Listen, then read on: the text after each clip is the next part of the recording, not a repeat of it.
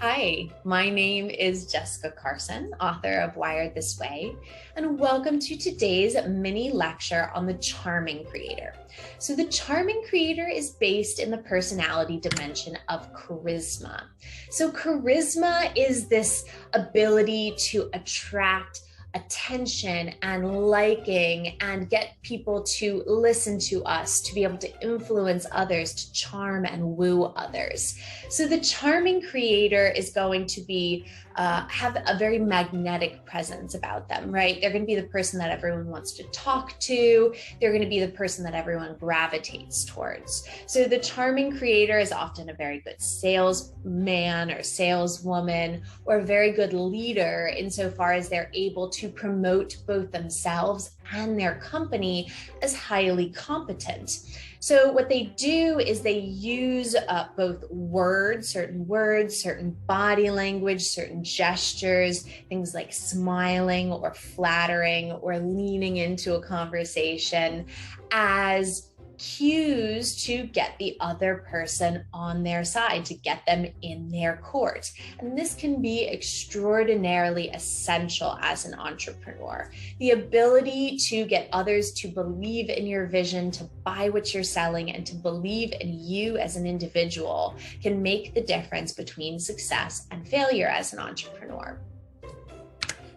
So what's interesting about charisma is that it's actually largely heritable, which means that if you have a parent or a sibling who's charming, that there's probably a genetic component at play.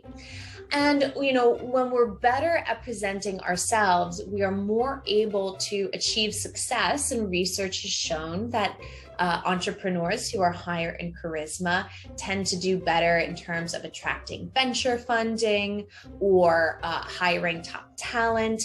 But what this also comes along with is this dissociation and suppression. So we can become so charming, so good at faking it till we make it, that we lose touch with our own thoughts, our own feelings, our own desires. We can become so good at telling other people what they want to hear that we lose sense of what we actually believe. And this is something called impression management. So impression management is pretty essential for any worker, whether you're an employee or you're an entrepreneur, and it refers to our ability to manage our social impression to be appropriate. So that means our ability to, not say the dirty joke in the investor pitch meeting, or our ability to know that we shouldn't blow our nose in front of our new boss. Those are all essential components of impression management. But where it can get a little bit out of hand is when we start managing our impressions so that it's an entirely inauthentic or even fraudulent version of who we actually are.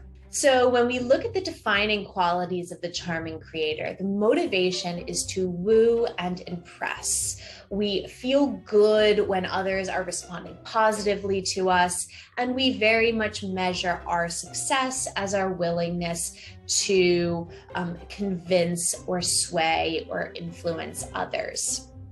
The mantra, if you will, is fake it till you make it, which is a very popular ism among entrepreneurs, as many have argued that it's absolutely essential to fake it till you make it to a certain degree. Otherwise, who would ever invest in a moonshot idea if you weren't able to maybe go a little bit out over your skis to sell it?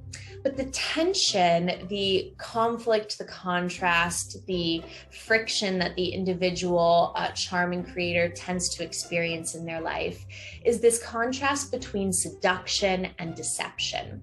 So it's okay to seduce to the extent that we are being honest and authentic and we are just influencing others.